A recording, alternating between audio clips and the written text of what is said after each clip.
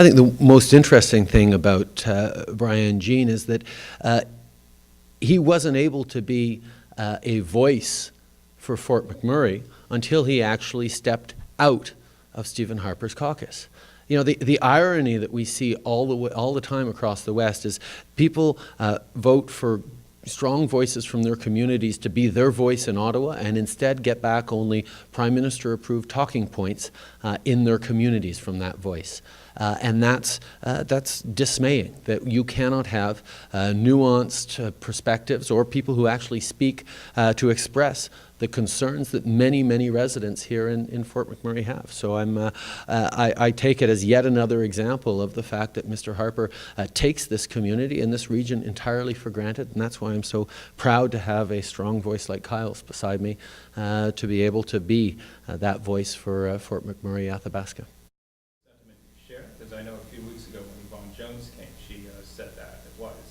I think one of the things that we need to make sure we're doing is that we're developing responsibly, that we're understanding that yes, we need to continue to develop the oil sands, but we have to manage both the environmental impacts, not just to allay the concerns that many Albertans have, but to allay the concerns of our trading partners. One of the most important responsibilities of a federal government, of a prime minister, is to traditionally, and you can think back to the railroads 100 years ago for this, is to get our resources to market. And this prime minister has failed to reassure our most important trading partner in the United States that we are serious about being responsible about the development of our natural resources. Public more money or investment into programs like the joint federal provincial monitoring programs? I think what we need to make sure is that we do have robust programs that encourage strong science and oversight, but also allow for community involvement. And that's actually something that Kyle's been very, very involved in. So I'll pass it over to Kyle to talk about how the GOSM has faced challenges. Yeah, with respect to the Joint Oil Sands Monitoring Program, I don't think it's supposed to be driven by strong world-class science, and it's supposed to be driven by, robust stakeholder engagement, and we really haven't seen that engagement either by the federal government or the provincial government. It's an issue I think the province takes seriously, but that the federal government simply views as a public relations exercise. And without the real investment of time and resources into this program, it's not going to get the confidence from stakeholders. We've seen the Fort McKay First Nation, the Mikisew Cree First Nation, the Athabasca Chippewa First Nation all withdraw from participation in this program. And until they get serious about the comprehensive monitoring that's required across this region, it's going to continue to not have the support of the important Aboriginal stakeholders across the regional municipality of Wood Buffalo and across all of Fort McMurray, Athabasca, and up to and including the Peace River oil sands as well. So what can the federal government do as far as approvals and slowing down development, if that's feasible?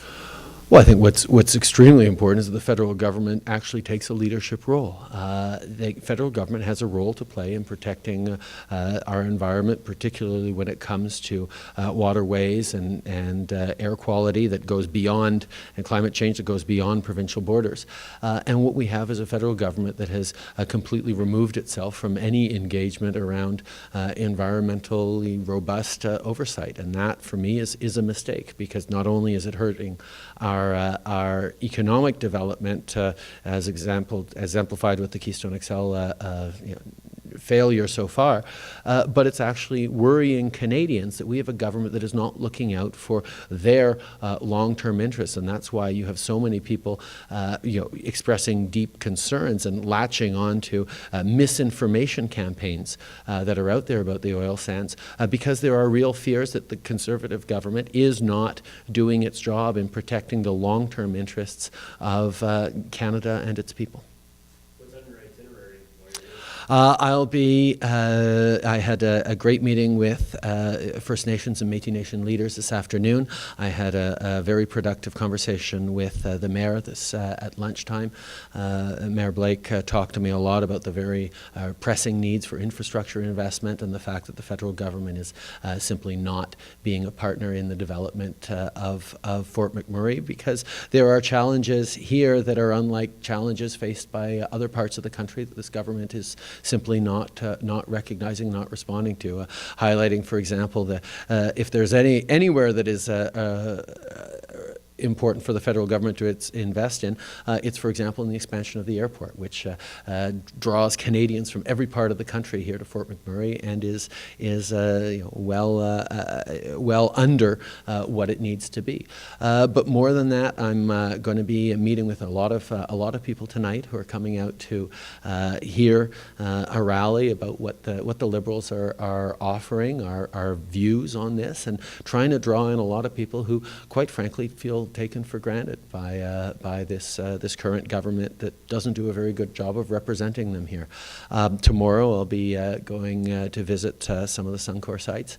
When I was here a few years ago, I had a great helicopter tour, but now I'm going to get my boots dirty and get out there and meet with a number of people on the ground, followed by some meetings with various multicultural communities, visit with the mosque community and some various others. So I'm really looking forward during this trip to getting to know over the 3 days that I'm here many of the residents and the people who love Fort Mac and keep it running.